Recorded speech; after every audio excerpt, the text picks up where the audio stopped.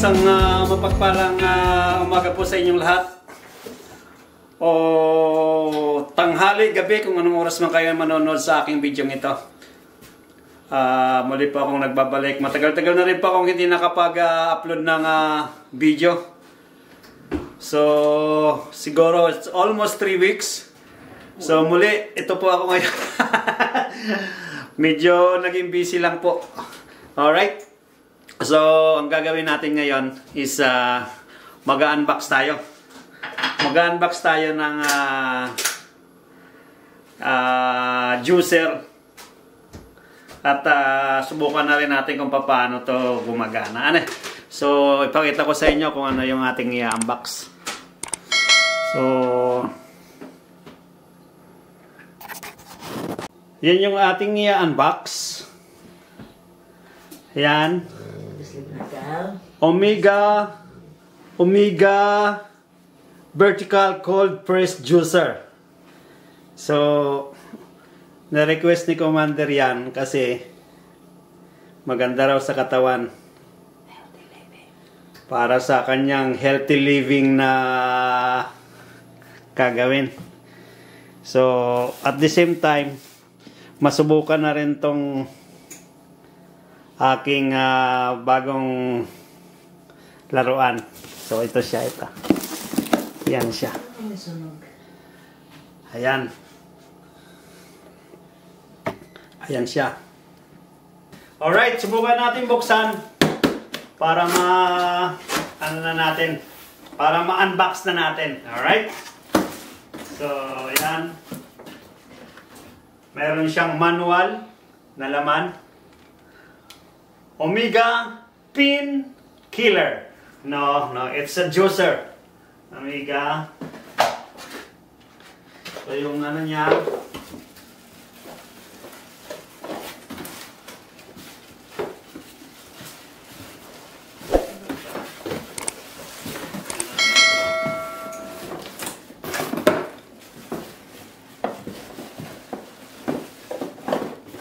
So, meron siyang box. Hindi ko alam kung anong laman itong box nito. Ayan. Tapos ito yung unit talaga. Ayan. Yan yung unit. May plastic pa. Baba muna natin itong box. Wala na naman laman. Ayan. Wala nang laman. Empty. Gawin natin. Ay, mabigat sila.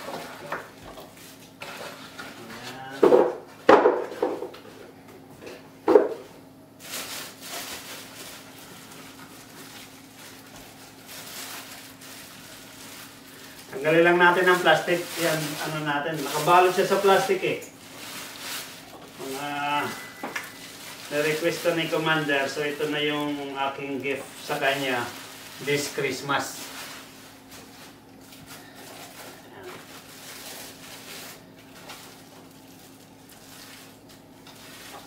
Mga naka-plastic pa eh.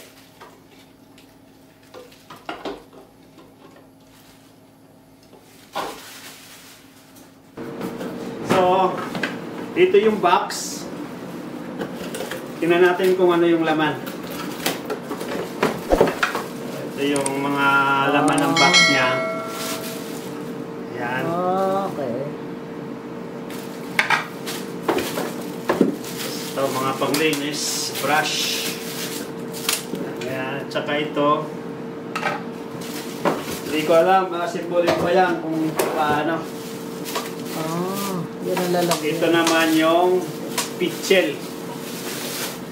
Ito siguro dito dito mapupunta yung juice na manggagaling sa mga fruits na gagawin mong juicer. Ito pa, dalawa pala eh. Alright. So yan yung lahat ng laman. Nung isang box, wala na to. So, bali ito lahat ang laman niya ng box at saka manual. Alright. So, bali ayan yung ano niya, yung buong ano ng unit. Ayan, yung juicer. pagkatapos ko siyang ma-assemble. So ngayon, susubukan natin yung unit kung talagang ano siya, maganda. Meron ng ginayat dito si Commander. Ayan. Ayan. Meron siyang ginayat na mga fruits. Apple at saka cucumber. Tapos meron pang mga celery at saka luya. Susubukan natin yan para malaman natin kung talagang maganda nga yung kanyang performance. Alright? Pagka pakita natin. Ipakita natin sa inyo kung paano siya gumagana. Alright? So, susubukan natin ngayon siya. Ayan. Subukan natin kung talagang maganda nga ang kanyang performance. Ayan.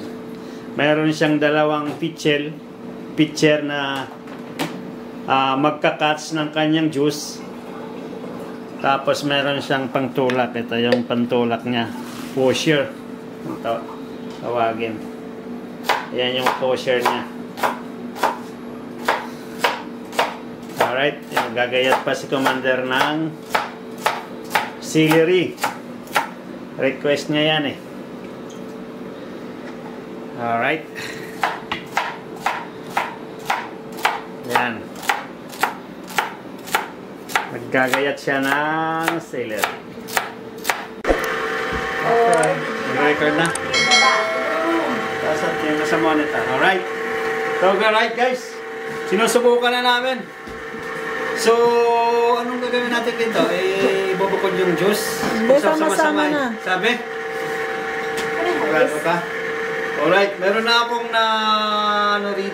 meron na akong nagawang juice. Yung celery. Ngayon, apple naman yung anahin natin. Yung apple.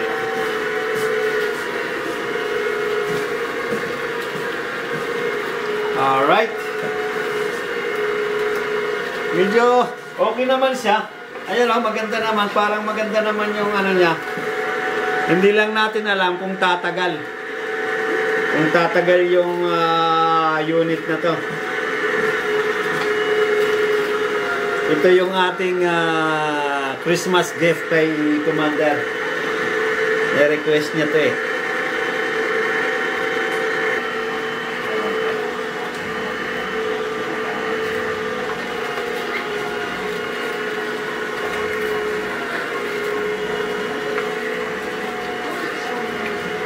Mayroon akong pusher ito, pang push ko to sa aking ginagawang kung halimbawa nga siya.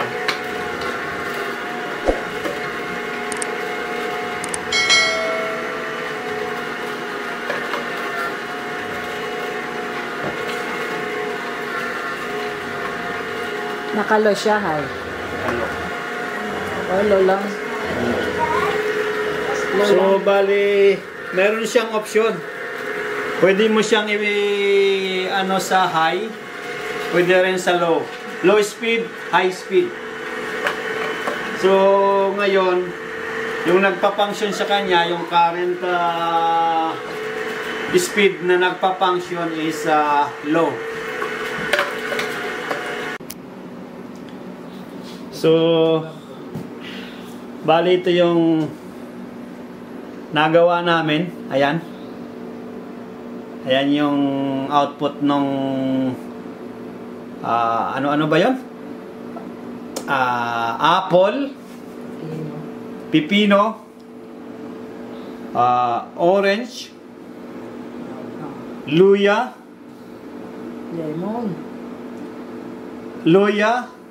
at saka ano yung celery. Celery.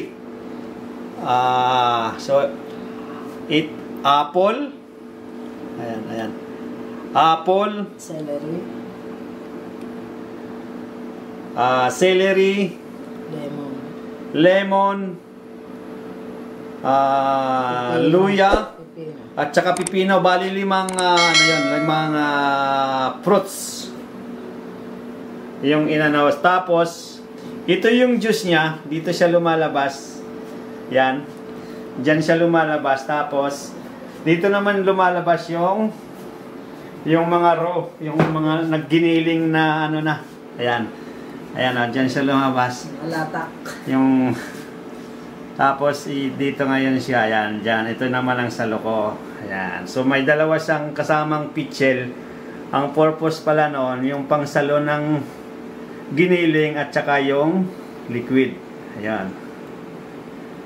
So, kasi napupuno na yon, transfer muna namin dito sa mas malaking pitchel. Alright. Tapos, ang advice sa amin, isang shot niyan, a day. Every day. Pampaganda raw ng katawan. So, tingnan natin kung talagang epektibo nga ang ating ginawang ito. Alright? Alright guys, bago po ako magtapos, nais ko po magpasalamat sa inyo ng isang maraming salamat sa inyong walang sawang support at panonood. Kahit bihira na lang po ako makapag-upload ng videos sa aking YouTube channel. Siguro may mga 3 weeks na akong hindi napakakapag-upload, ngayon lang uli. Alright guys, thank you so much, thank you.